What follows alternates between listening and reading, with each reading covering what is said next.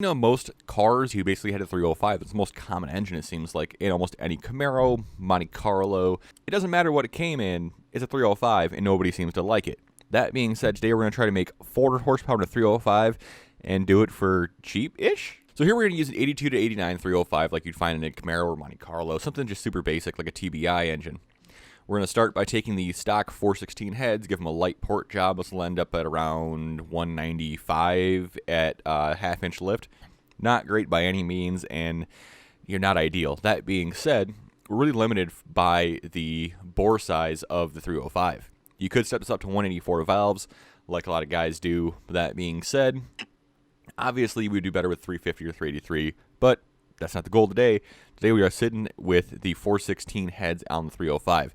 So the small block Edelbrock Victor Jr. 2975 single plane intake is what we're going to use because we need to get really high up there in the RPM range. Otherwise, let's be honest here, it doesn't have the displacement to make things happen without boost. So we're using our normal 1 5/8 inch headers. Now I want to go small headers because we really want to get the velocity out of here. The big thing is we're not going to move large amounts of air until we get to 8,000 RPM, and that's just not financially possible with a 305. Now that being said, we are going to use forged internals on this. Now that's kind of where I fell apart on this. Was you really need forged internals to get to that extra 6,500 RPM to 7,000 RPM redline. But I mean, the added cost for that, is it really worth it? I don't think so, guys.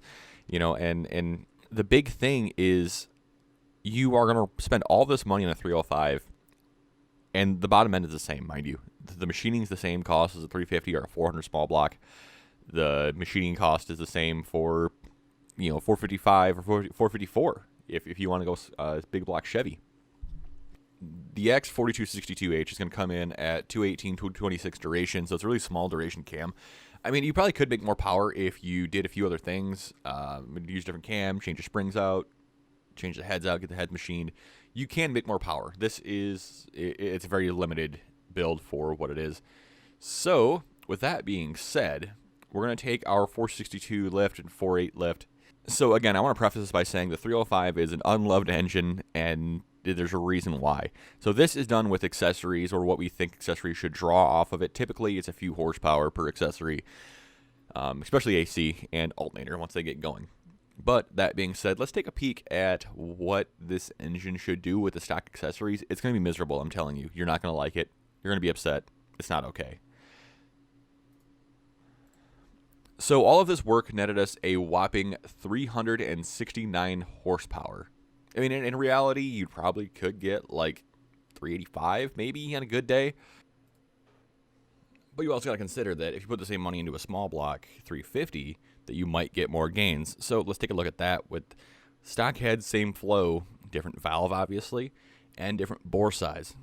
And we're going to see actually it's going to drop in horsepower quite a bit. The 350 has got a lot more meat before the 5,000 RPM mark, and then after that point, it just takes off where that 305 wants to be happy. Now, we could fix this by putting in a larger duration cam, like a 230 is what this engine probably needs, and then it would just dominate the 305, let's be honest.